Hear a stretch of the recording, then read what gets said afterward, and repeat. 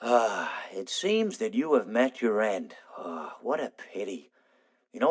I don't feel too bad about it, though.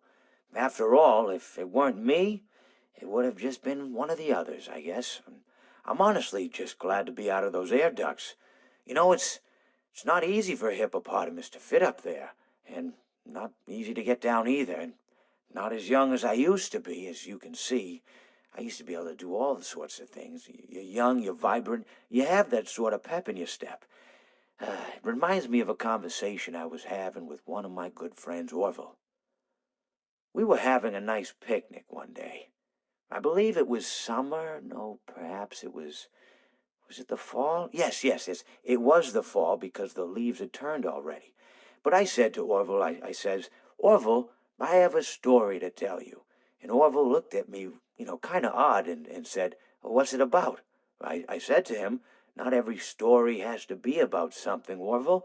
Sometimes a person just wants to talk. Why does everything have to be a story? I said to him.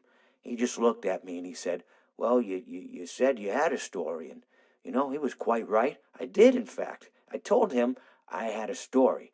I suppose if a person just wants to talk, then it's best to not announce that you're telling a story. Telling a story does come with its own pressures and expectations, I suppose. After all, if you're just talking to a friend, and there's no more expectations than if you were talking into the wind. Words by themselves aren't expected to carry, aren't expected to stick. But if you announce you're telling a story, well, then there'd better be a point to it all. No one wants to sit and listen to someone ramble on and on and on with absolutely no end in sight. So, it's good to be mindful that when you tell someone that you're about to tell a story, that you have something to say. Telling someone that you're going to tell them a story is tantamount to asking them to stop what they're doing and pay attention.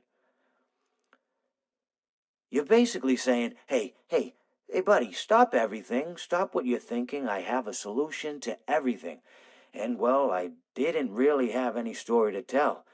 In hindsight, I probably just misspoke when I said that I had a story.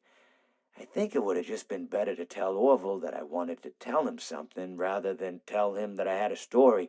But even then, it might have put too much importance on the whole thing. Either way, it was quite a nice day. I remember that we were drinking tea.